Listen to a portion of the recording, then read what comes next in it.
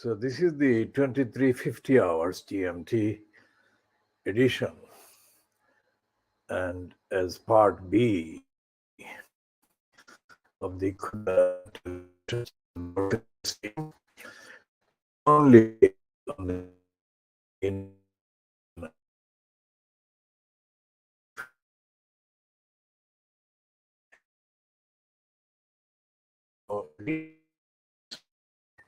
is the world's bestest baby angel Geronimo, the most authentic, reliable witnessing the evildoers doing their evil in the name of the United Kingdom, while they hold positions of decision making that are supposedly for the benefit of the population in the United Kingdom, whom they are systematically fleecing, robbing, looting, denying, defaming, demonizing. They did the demonizing campaign against baby angel Geronimo for years by abusing their evil patches, platforms at DEFRA in the United Kingdom, which is dedicated to denying what they publicly say they are doing. They're not protecting the environment, they're not protecting the innocent, healthy creatures, they're destroying them. The confession, that is the lead story on the front page of Wednesday's Daily Telegraph, London, is again tip of the iceberg, long overdue. But this, like the Telegraph's exclusive publication of the expenses scandal, which was made available to other papers in Fleet Street 2007, 2008, but all the papers on the titles refused to publish, except the Daily Telegraph for whatever reason. So this is happening here in the case of Matt Hancock. Matt Hancock, we called him Crook long before these confessions. Everything about Matt Hancock is corrupt and crooked. But then he is not alone. No matter what he appears to be, which he appears to be a complete crook, I mean, he may appear different from the other crooks, but he is absolutely rock solid example of corruption that is the Conservative Party. Conservative Party is not about society, about politics, about democracy, accountability, and most certainly not about saving the vulnerable, which is what this analysis they're claiming in the front page of the Daily Telegraph that they have made of 100,000 texts warning him, asking him, advising him to address the urgent emergency needs of the care homes residents during the height of the spread of the COVID-19. And Hancock totally rejected the main advice. He was supposed to be the UK's health secretary, that is to say, he was supposed to be the cabinet member responsible for safeguarding health, right? And he was doing the exact opposite, taking part in the massacre of still unknown numbers of residents in the care homes.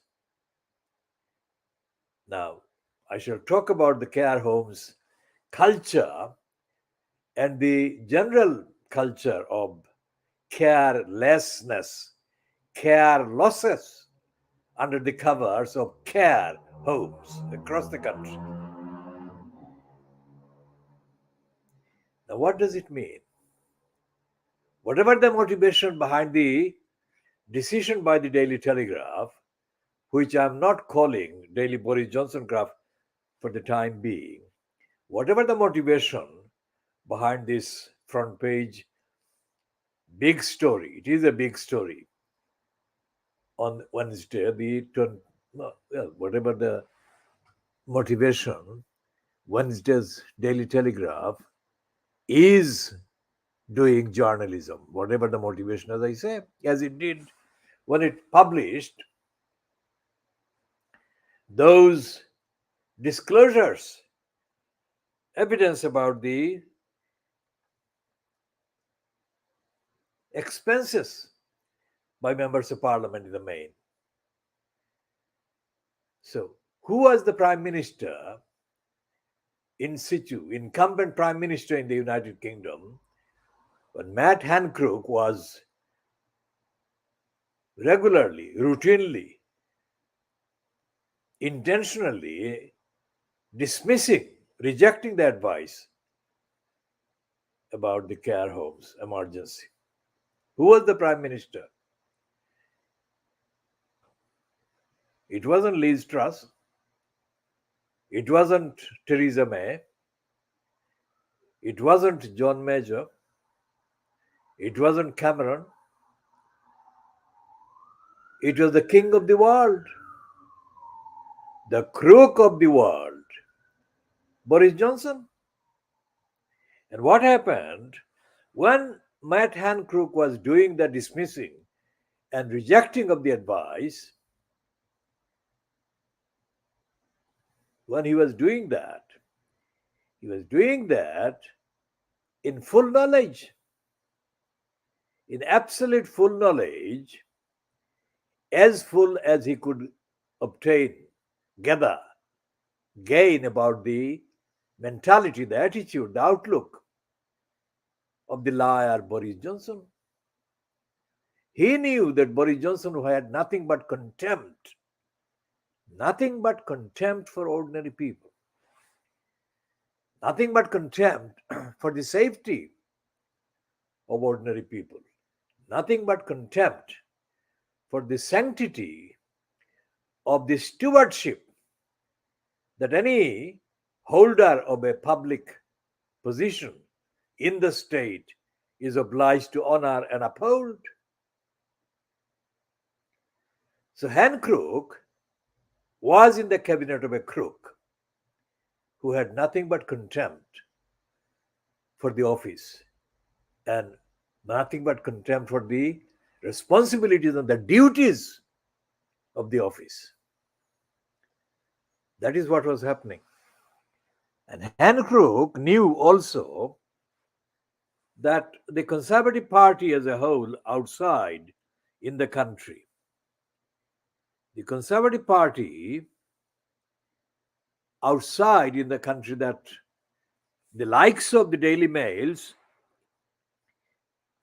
and Pierce overstate the importance of.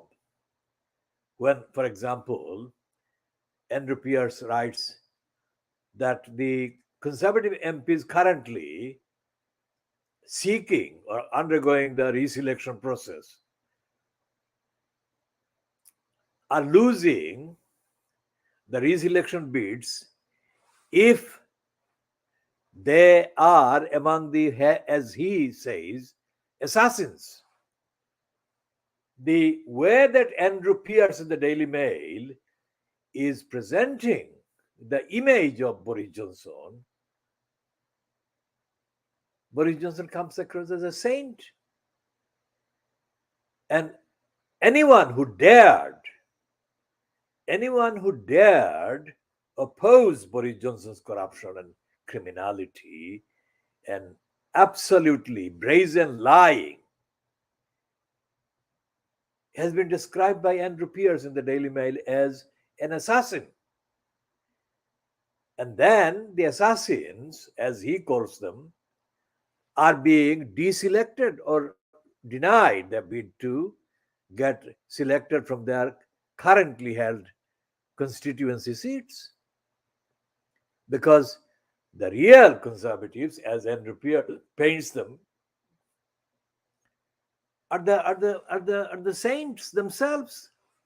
Every single criminal, every single racist, every single Lee Anderson type in the conservative local conservative association is being painted by the likes of Andrew Pierce as a saint. Next thing they will do, the Daily Mail and the Andrew Pierce, they will say that Boris Johnson was like Jesus Christ. That is how complete the zombification and little English mentality is. And these criminals have been responsible during the height of the COVID 19 for intentionally allowing the massacres by neglect, massacre by denial, massacre by care of thousands and thousands and thousands of care home residents. So the confession, which is what it is, by the conservatives through this leak, whoever leaked it doesn't matter. Somebody had to leak it. Somebody had to leak it sometime. So this leak is convicting the criminals who should have been convicted, prosecuted, and denied any say, any access, any platform for the rest of their lives. So this decision, as I said, by the Daily Telegraph is significant as a piece of journalism. This is the kind of thing that actually recognizes the existence of society, but of course, it doesn't help, it cannot help those people who have been sacrificed, who have been allowed to be massacred by negligence in the care homes. Now, the second point, which I said I would come back to about the care homes, there is no real regulation. There is no real regulation of the companies, the businesses. These are businesses. The care homes are not really care homes. They're scare. They're scaring homes. There are two things. One is there a large number, significant numbers of people who are residents of care homes are really treated not as residents.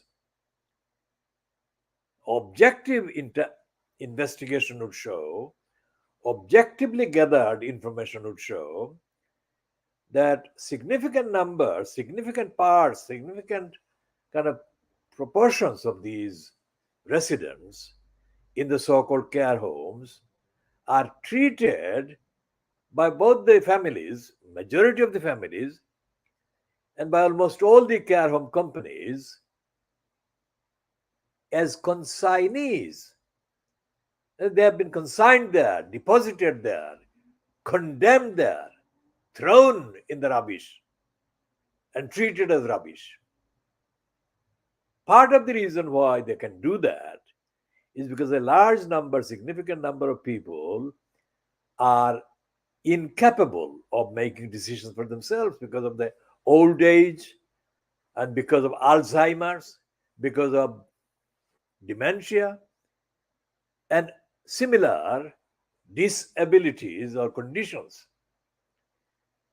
And in between them and the actual impact on their lives by the people who run the companies, there is no element of independent observation, scrutiny, watch.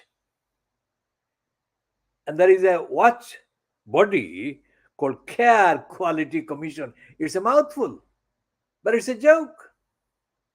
The Care Quality Commission in the United Kingdom is typical. It's not alone, but it's typical of the laissez-faire kind of organizations that are existing in name but are not delivering the regulation whatsoever. So it could apply to the, let's say, the local government ombudsman. It's a joke. Parliamentary ombudsman, these are jokes. And Matt Hancock, being a member of the corrupt administration of the crooked, liar Boris Johnson, knew that he could do anything, which is why the thing that he was caught doing, I mean, he was physically clutching and kind of sexually embracing his so called mistress in front of the camera in the department, which is where it was found and somebody leaked it. The fact that he was able to do that, he was able to think he could do that, was not because he thought that he would get away generally or exceptionally, because he knew that the dominant culture that surrounds the department or departments like his was that of laissez faire, not really caring about what went on. Which is why these rejections of the advice that he issued repeatedly were consistent with or part of what he was doing with Michelle Mone. I mean, he was one of those ministers that Michelle Mone could actually influence and did influence. He cannot deny that.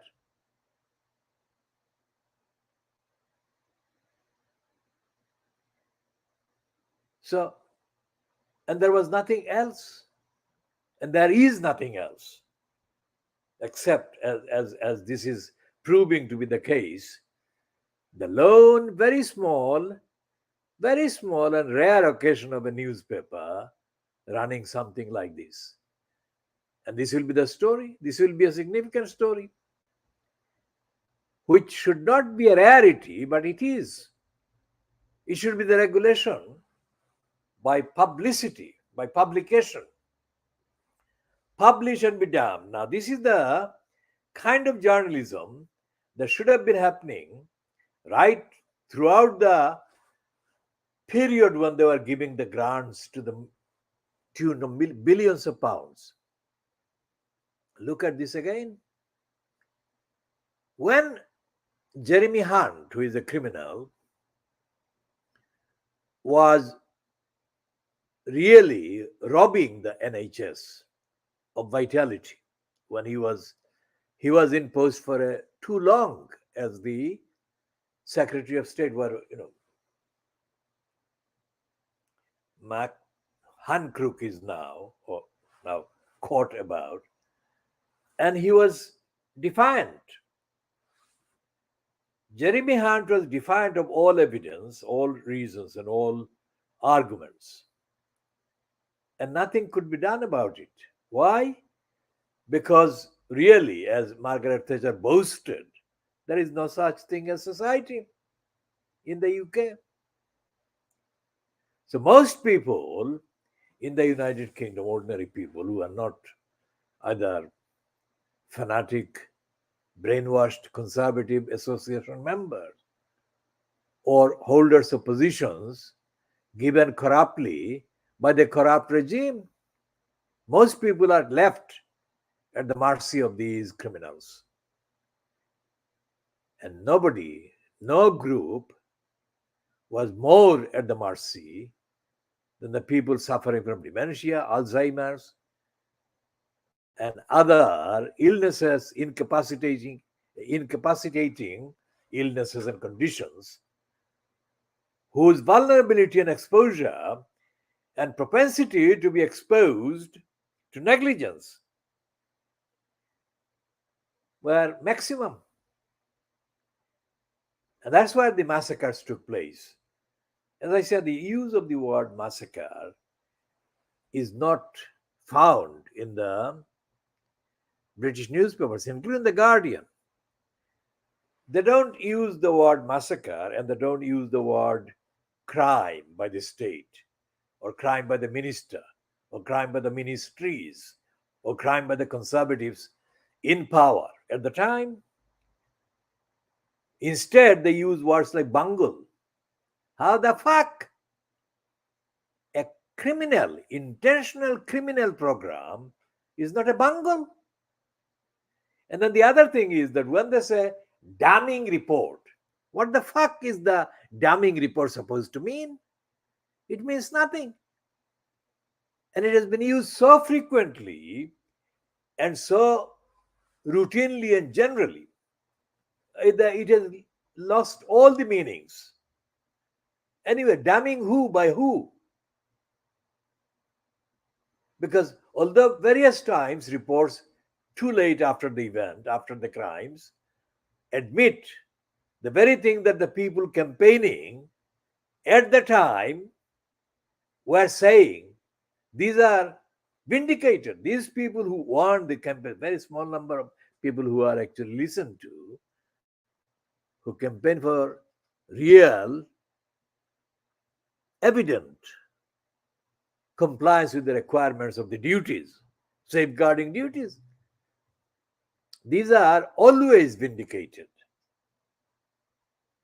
But there is this pattern of corruption in this society, so called, and this demography, collective democracy in the United Kingdom, which is why Thatcher said that there is no such thing as society, because she knew that she crushed the one rare event that happened in the resistance by the mine workers.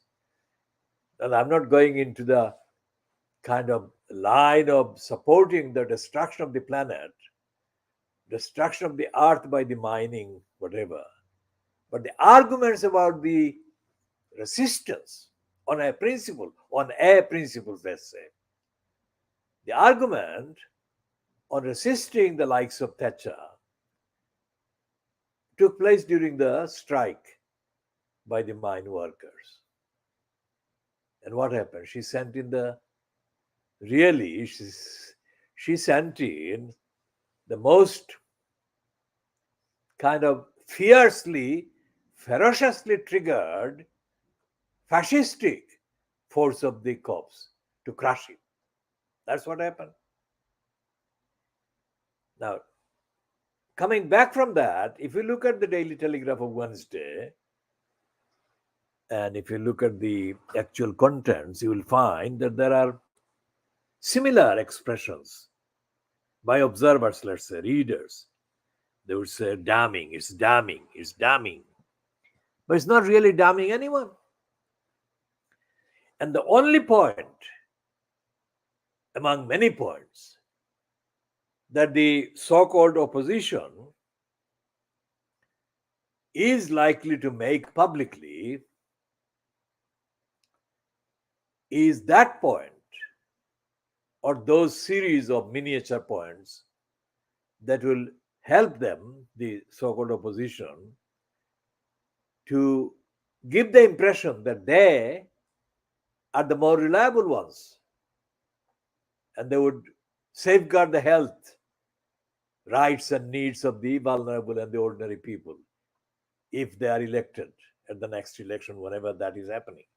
And there is a rumor going around, including one that is spread by Zoe Williams. Is it Zoe Williams or Gabby Hinsley? One of the Guardian writers saying that her husband thinks that there will be an election during this year, 2023. And she says, whichever the writer is, her husband is always right. Now, let's see if an election happens. Even if it doesn't happen this year, an election will happen next year.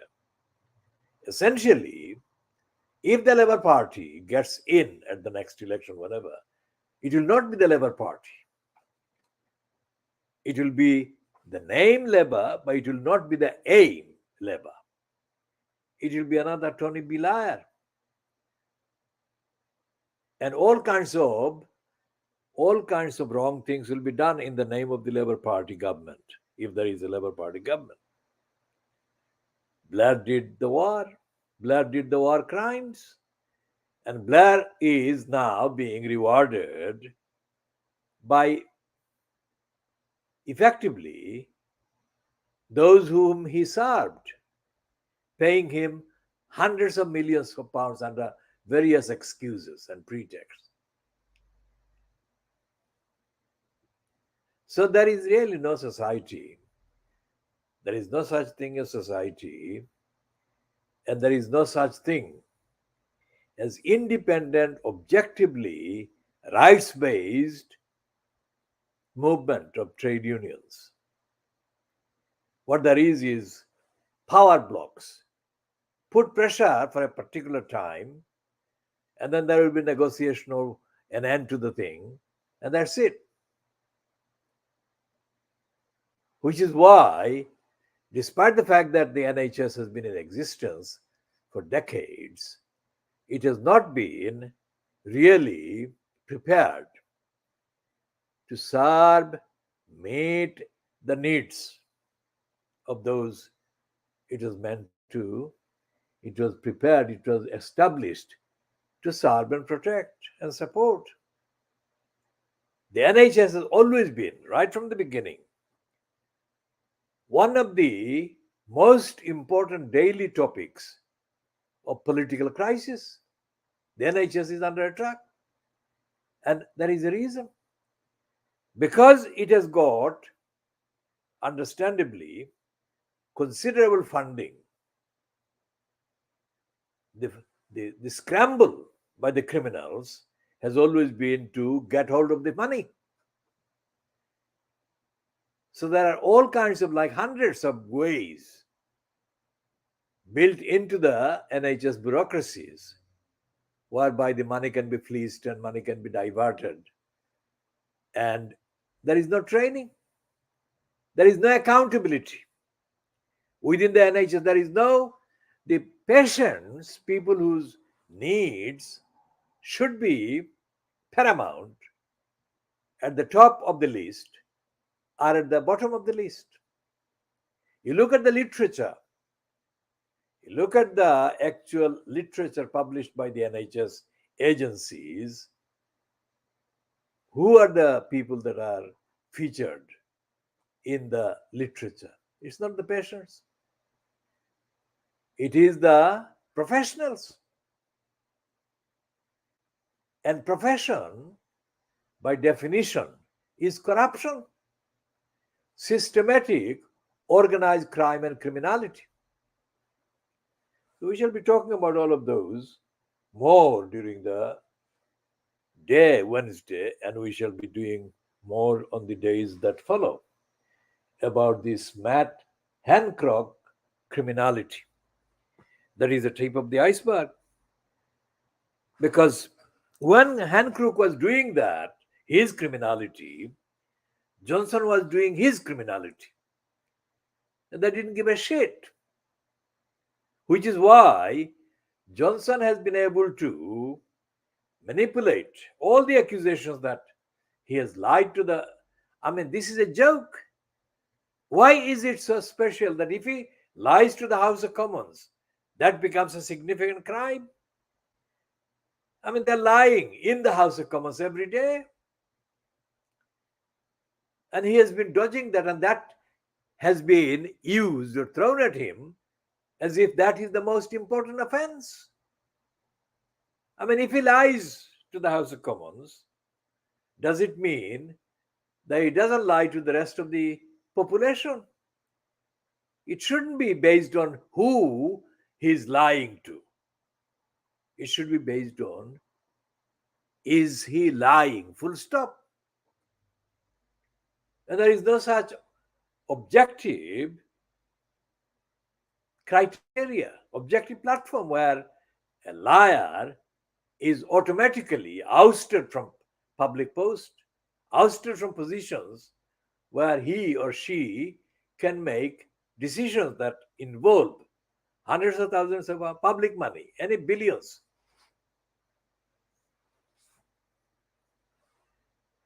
So there is this other thing that is going on about the lack of accountability, lack of audit, lack of scrutiny that could save Sarah Everard.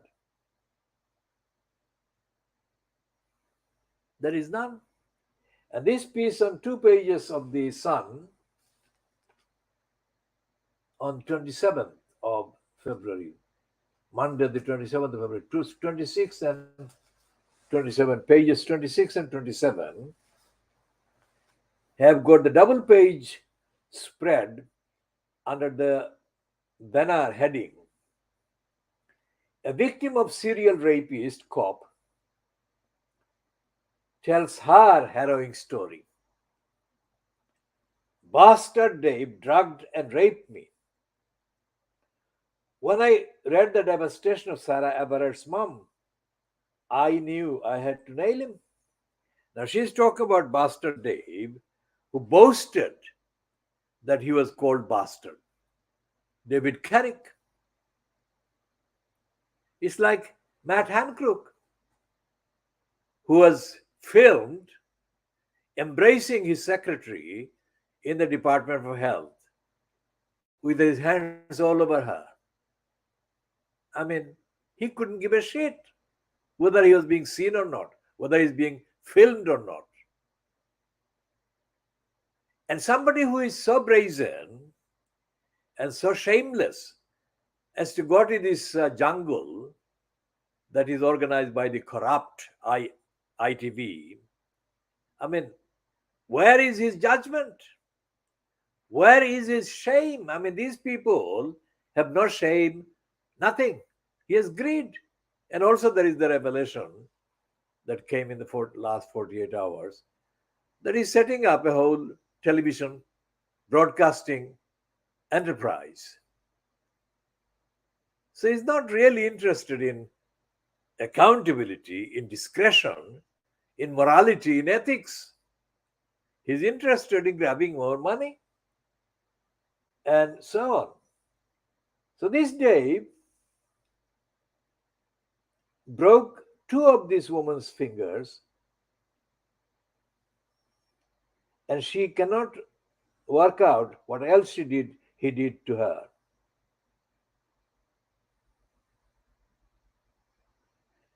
And she says, I wish I had gone to the police straight away, but he was a police officer, and that put me off. Exactly. He told his victims that they would be safe with him. How could he tell them that they would be safe with him if he didn't know that they wouldn't be safe with him? But it would not matter, because there was nothing in this country, not only not within the Metropolitan Police, but outside, at no stage, that could hold him, that could stop him, that could check him, that could expose him, that would catch him. And there is nothing in the political murderer of the Labour Party, that is Keir Starmer, nothing in his so-called 5-point idiocy that comes anywhere near accountability, comes anywhere near holding to account those who are in power and who make decisions affecting other people's lives and safety and freedom and liberty. So when will that time come when that will happen? It will never come, because the main driving force behind the promotion of the image of this criminal, Keir Starmer, is not hidden, it's open. They are openly boasting that he is stopping Jeremy Corbyn. Now, as anyone carefully watching this program in the past would know, and reading our publications would know, I don't believe that Jeremy Corbyn intellectually had the goods in him. I don't think he is fit to be leader, regardless of whatever the slogans are, that the lying Momentum and other criminals posing as left-wing radicals attached to him. Jeremy Corbyn lacked the basic intellectual equipment, and he didn't have any tactical insight into how to deal with the so called media. As I have said, those who are new to this and have not listened to what I said, while Corbyn was in post for whatever number of years he was, every move that he made publicly would be monitored. And a number of journalists, mainly including television and radio, that is, broadcasters, would follow him. And what happened? The main pattern that was very clear in front of anyone watching Jeremy Corbyn leaving his address on the one hand and the waiting media trying to get a word from him would know that he was escaping, he was on the run. Now, whoever advised Corbyn to do that was the one that is responsible, was responsible, one or ones that were responsible for sinking Corbyn's tenure politically. What would have happened if he had, say, for example, stopped running and he had literally stood the ground and said, okay, what is your question today? And they would ask him the question, whatever that was, whether it was embarrassing to him, apparently or not. And he should have said, these are the facts. These are the facts. And what you have got is a lie, pack of lies. But he never did that. And the other thing he did, spectacularly, openly, and idiotically, was to come across as a prisoner of trade union bureaucracies or council bureaucracies. He would praise the council workers or he would praise the trade union workers. I mean, nothing wrong with praising the workers, but there has to be a limit. If the workers behave like they control the lives of the people they are supposed to be working for the benefit of, then of course that is wrong. He never saw anything wrong with the workers. Nothing wrong with the workers. So therefore, those who say that Corbyn has been betrayed and let down and undermined, I have not been carefully studying the man and his capacities and his limitations. The limitations are way beyond the portion, the burden, the amount that, let's say, that phrase, the man has to go know his limitation, as Clint Eastwood's film would say. Corbyn didn't know his limitations. He was completely ignorant about his limitations. And what am I saying here? What am I meaning by Corbyn's limitations? Corbyn's limitations were that he was protecting, shielding what he called the workers. And he was not aware of the need for accountability, transparency, and loyalty and service by the workers. So suppose instead of it being a conservative regime during the COVID-19, it was a Labour regime, and it was Corbyn that was in place at number 10 Downing Street. What would he have done? What would he have done? He would not have established an accountability program that was being delivered round the clock for the benefit of the people who needed accountable personnel in post in every part of the health service and whatever. For example, when Corbyn, would be asked about Brexit, what did he do? Can anyone remember what Corbyn actually believed should happen about the referendum? No one can believe it. No one can remember because Corbyn was a liar. Corbyn lied for Brexit. And Corbyn, on Brexit, sank his own political grave.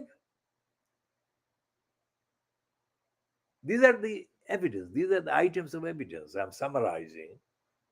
Corbyn ran away because Corbyn was lying. Who briefed Corbyn has not been disclosed, but Corbyn was a Brexiteer. He didn't tell the truth about Brexit implication. What Sunak has done with this EU in the last 48 hours only makes it transparent and clear that Brexit was wrong.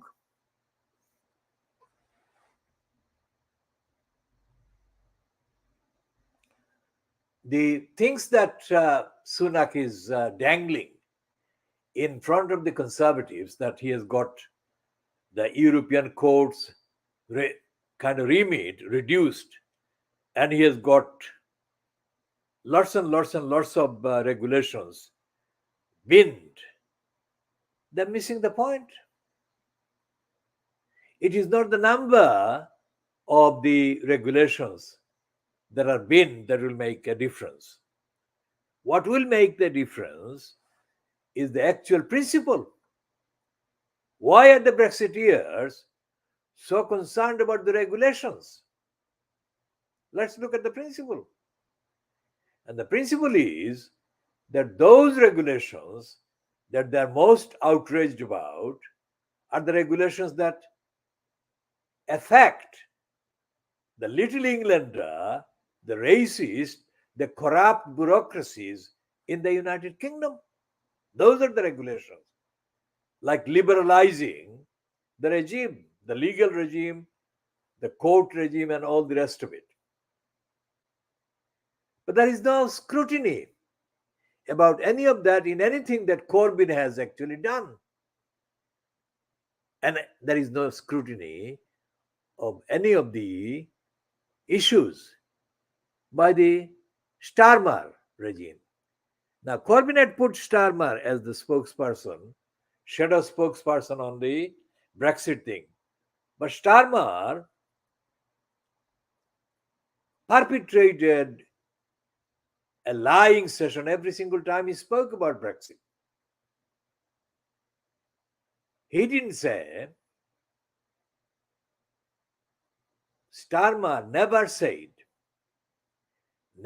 ever said that the UK's membership of the European Union or the UK's membership of an international standard or code or subscription of an international code or convention or declaration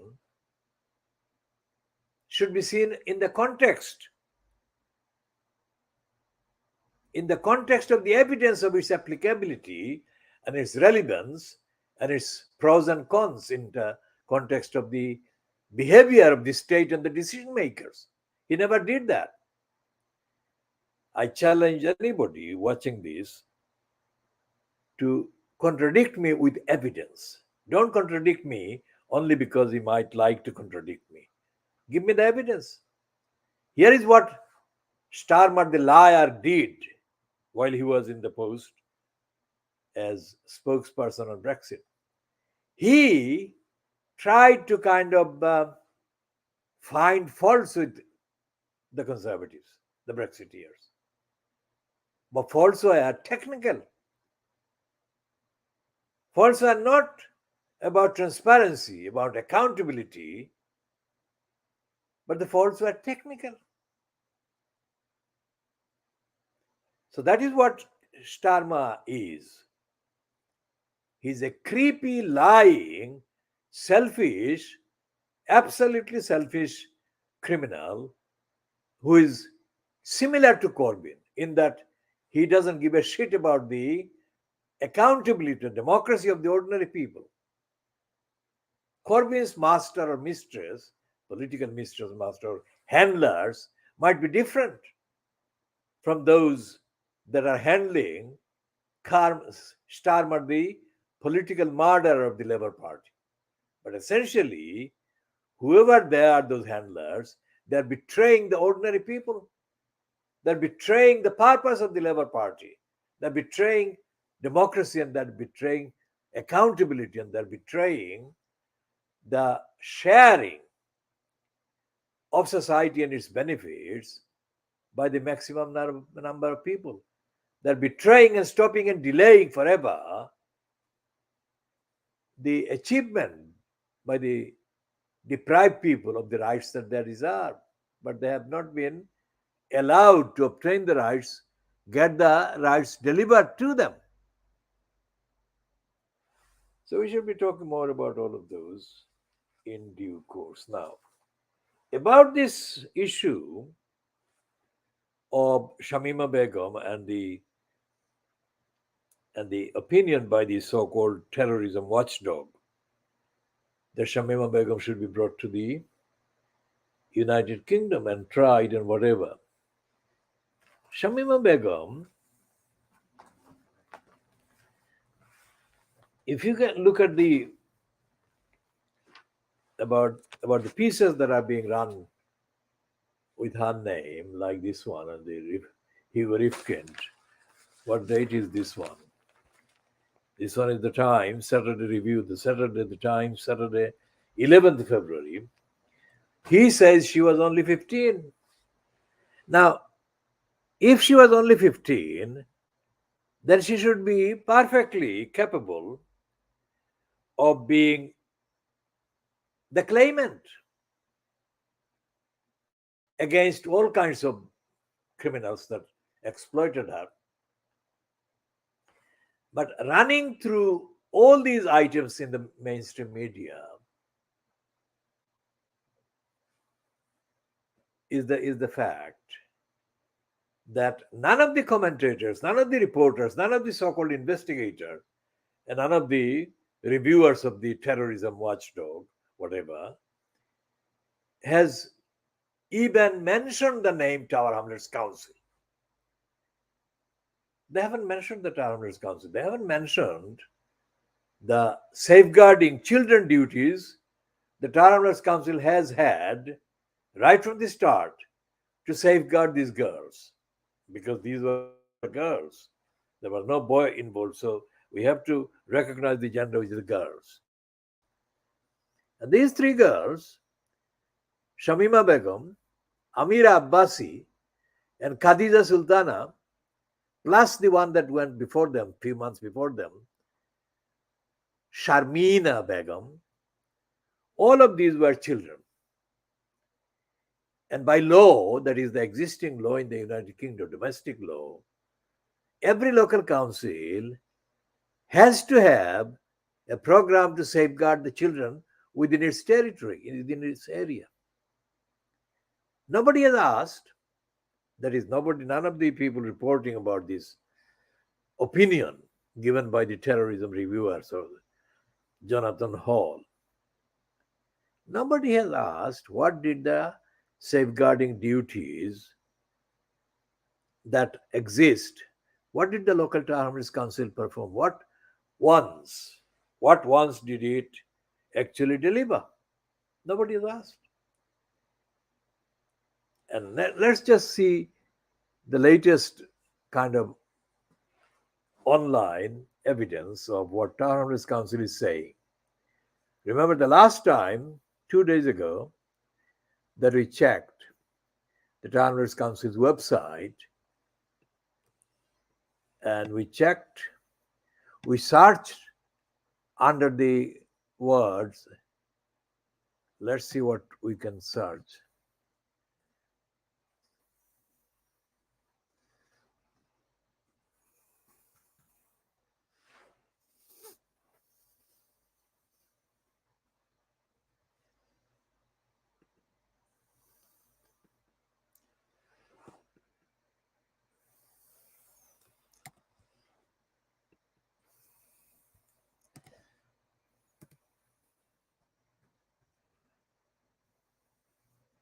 So let's say we start the search by the word, one word.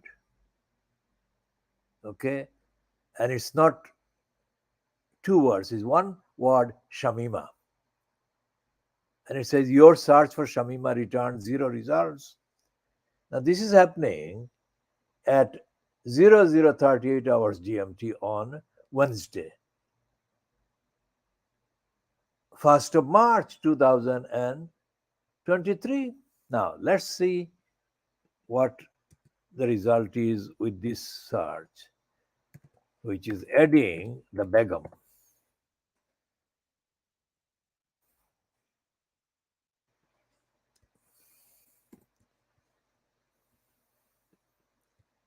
But to make sure there is Shamima Begum we are looking for, and let's check.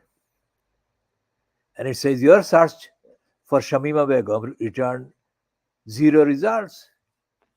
But if we go back to Begum, just Begum, not Shamima Begum, then it has several results. It has got 52 returned results.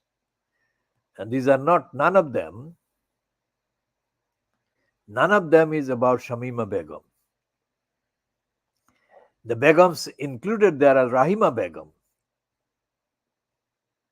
one Begum, Asma Begum,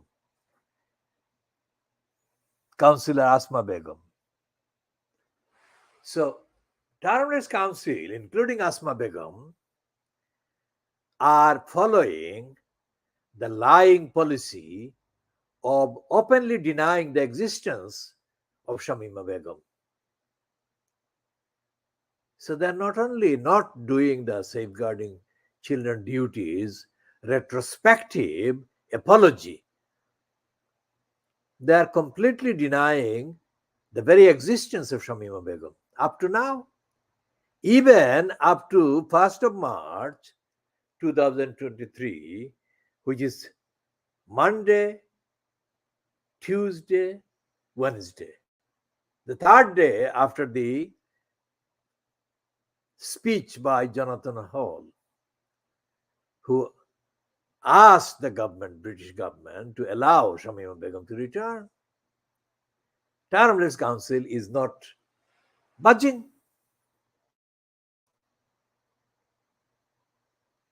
Now, go back to the search again and we search something else, let's say. And you will see how corrupt the Tar Hamlets crooks, council crooks are. Let's say we search safeguarding.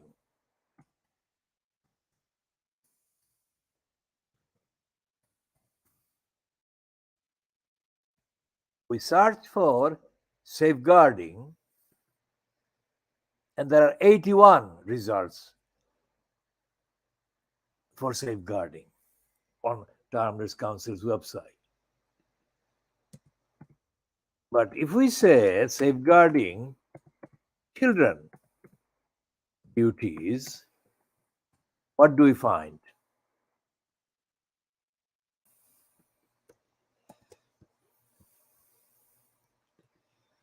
We find your search for safeguarding children duties returned 0 results.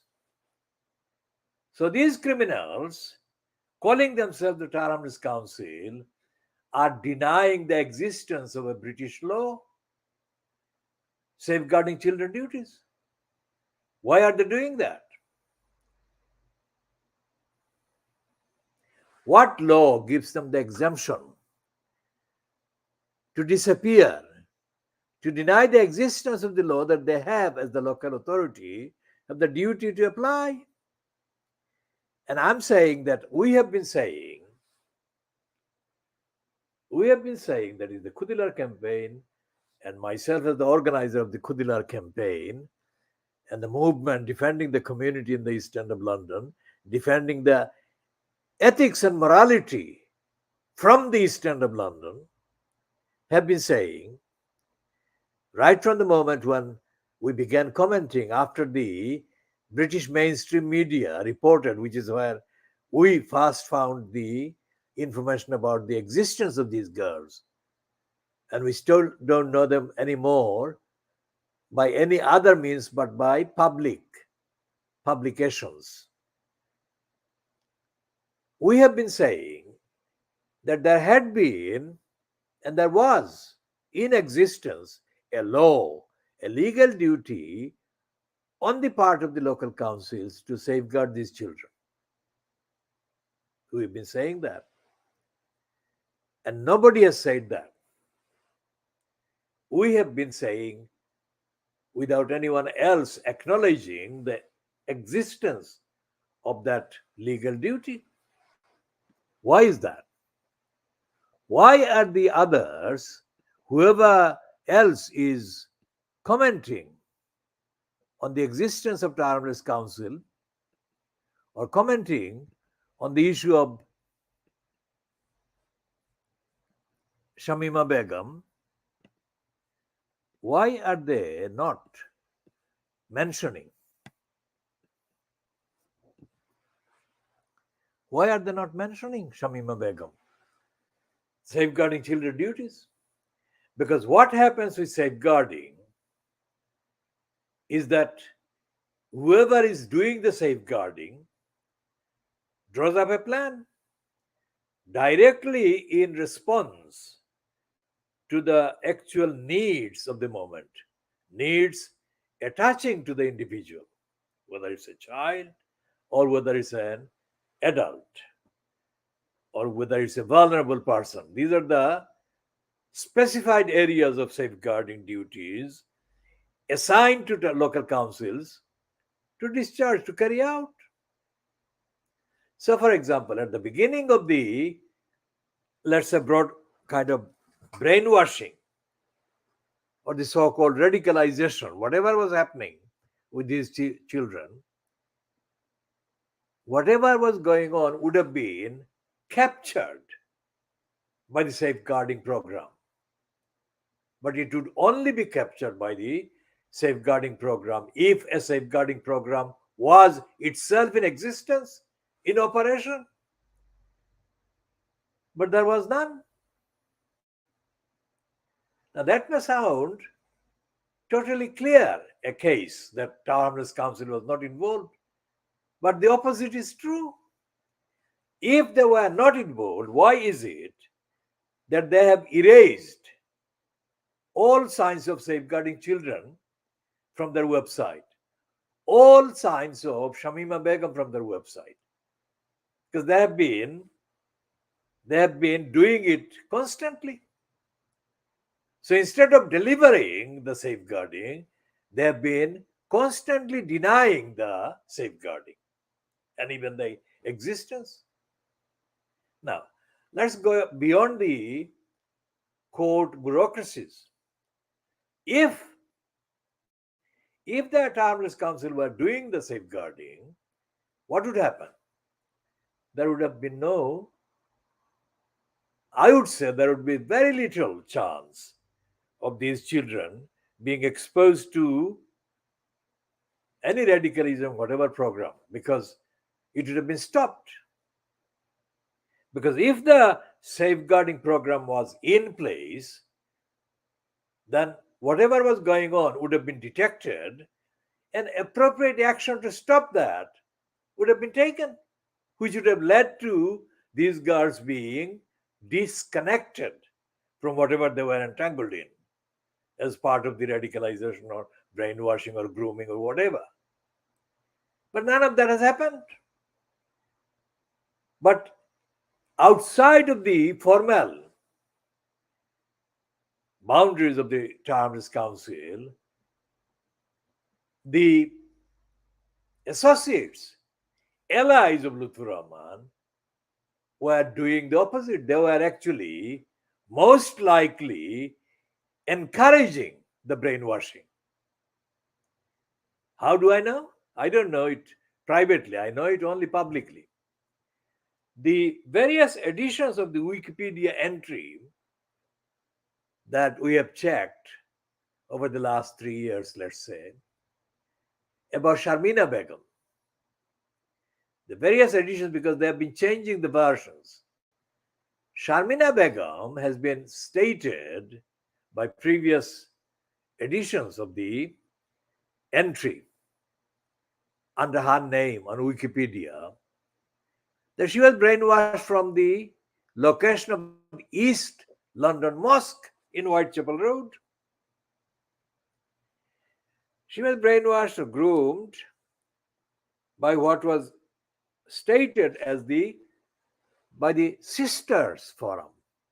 That is what the Wikipedia says. And Sisters Forum is a reference to one part of the operation, otherwise known as the Islamic Forum Europe. And the Islamic Forum Europe, remember, the Islamic Forum Europe was first mentioned publicly in the context of Lutfur Rahman by Andrew Gilligan. Today is the 1st of March. Exactly on 1st of March 2010. So 13 years ago, exactly to this date, Channel 4 television broadcast the particular edition of Dispatches, which was titled Britain's Islamic Republic. And in that program, Andrew Gilligan reported, while he was being filmed standing in front of the image of the East London Mosque when he began the program, that the Islamic Forum Europe had been working to install Lutfur Rahman. Now, if I have got the sequence wrong, then I will, of course, correctly update with the correct sequence. Apart from that, I haven't got anything wrong because I've been studying this for 13 years since Andrew Gilligan broadcast that particular program.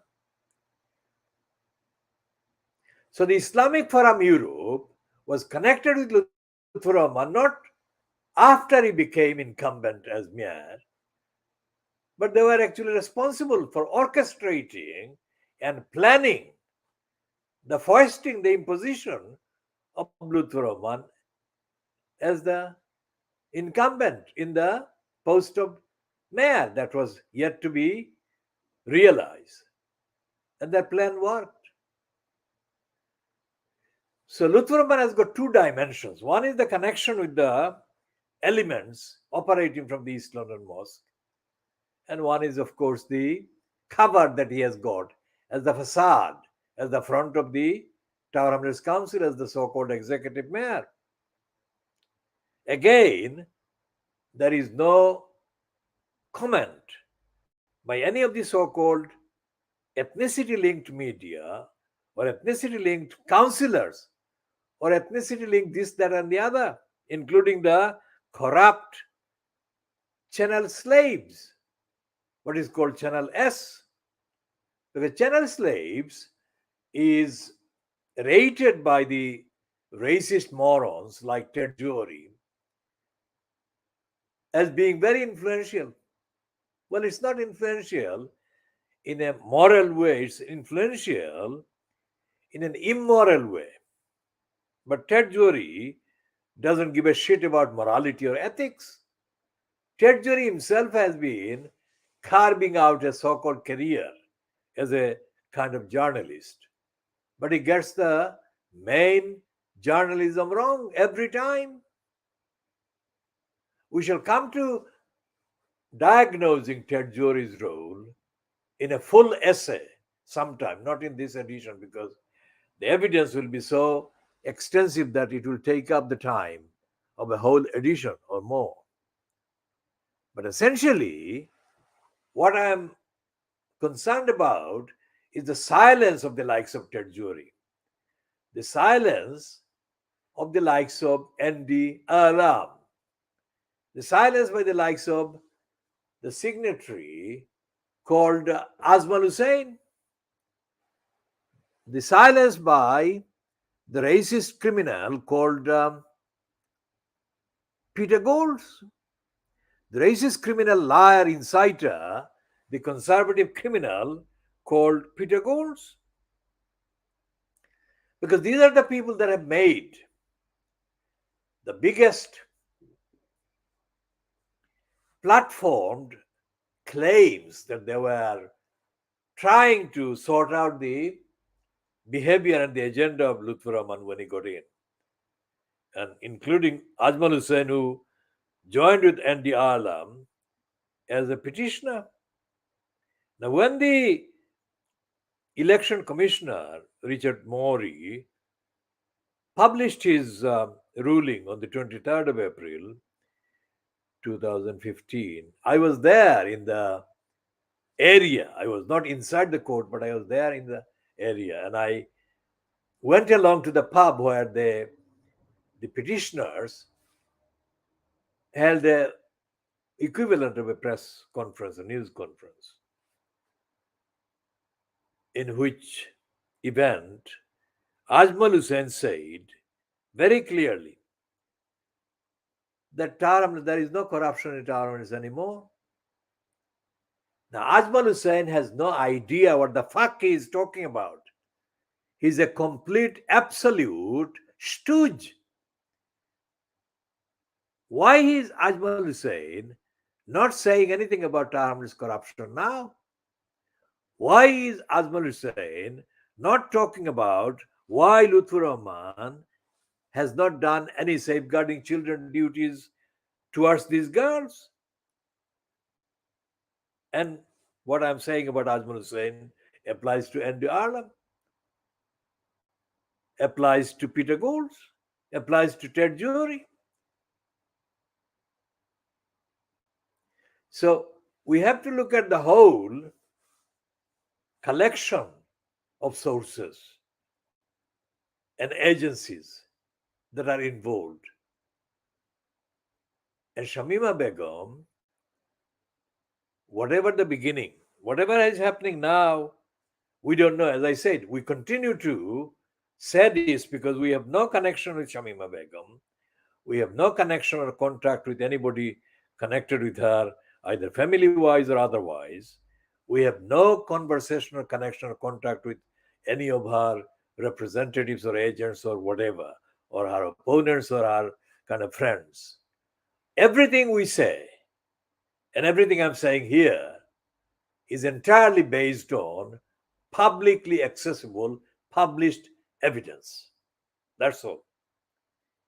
And all the accessible, public, and published evidence about Shamima Begum shows that none of the people who otherwise campaigned allegedly against corrupt Lutfur Rahman are and have been totally silent about Shamima Begum and how Tower Hamlets Council has been betraying their safeguarding children duties right from the start. And when I say right from the start, I refer to the time in February 2015 when the mainstream media first broadcast and reported the event of these three girls appearing in the news as having gone to Syria through Turkey or having been filmed on their way to Syria somewhere on the en route. And it was they were identified as having come from, having hailed from Tower Hamlets, schoolgirls from Tower Hamlets. So none of the only reference by Roshanara Ali, one of the two MPs, to Shamima Begum, I have recently checked, is a joke reference, because that is the maximum that can be expected from Roshanar Ali. She's immature, she's ignorant, she's opportunistic, and she doesn't give a shit about the community. The only thing that she gives a shit about is the shit called votes of the community.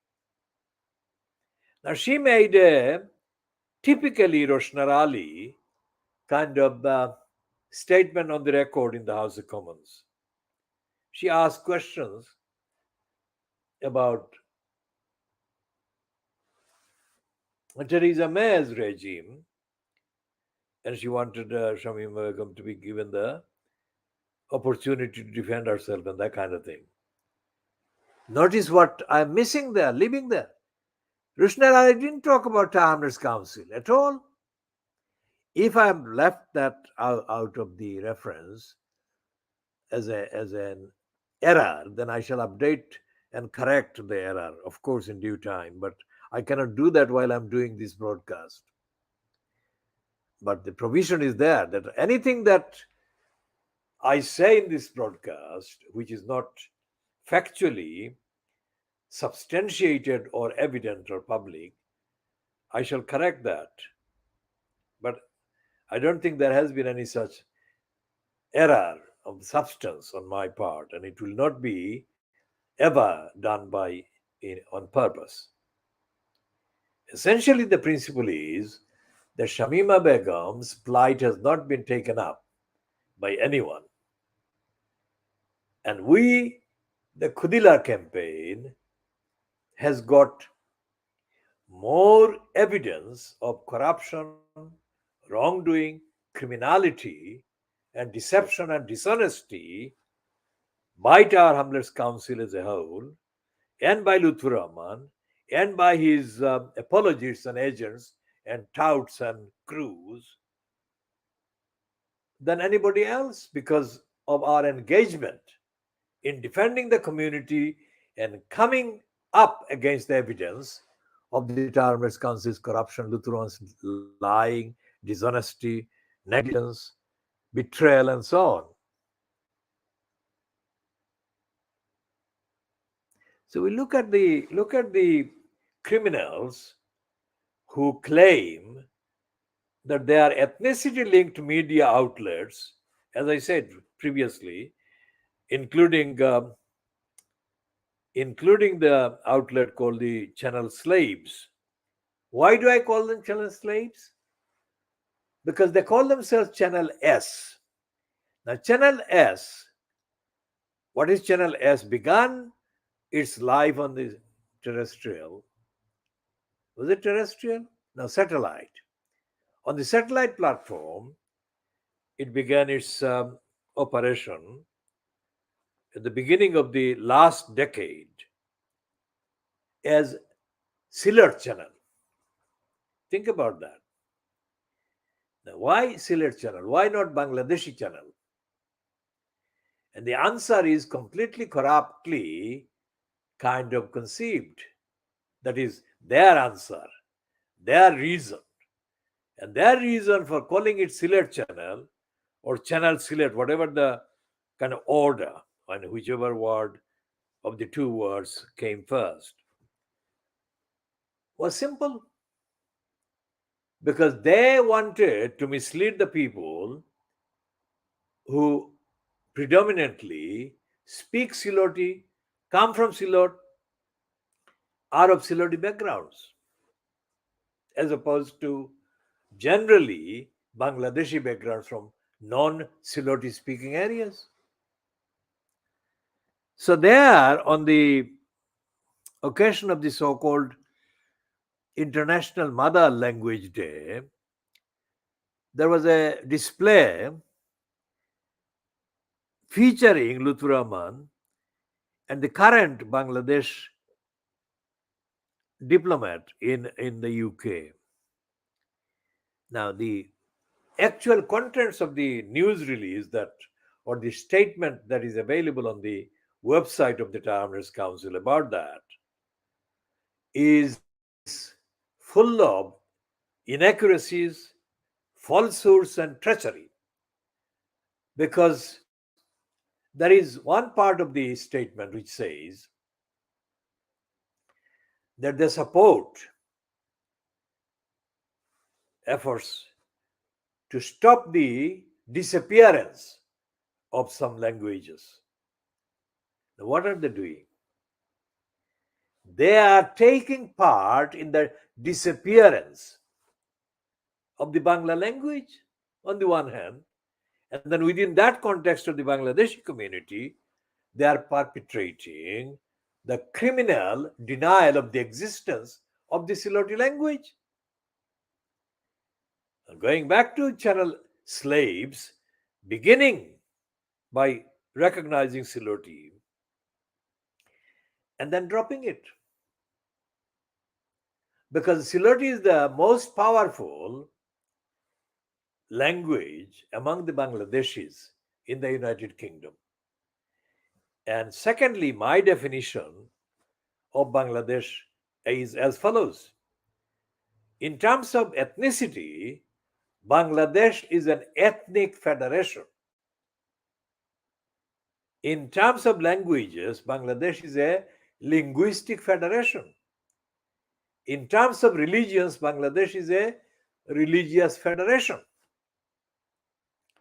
This is evidence. Because in Bangladesh, apart from Bangla language, there are anything between 50 to 250 languages. This is not recognized officially, because if this were talked about and admitted, then the case of the monolingual kind of case for Bangladesh as a Bengali language country would be lost. So it's a dishonest agenda to deny the existence of the other languages.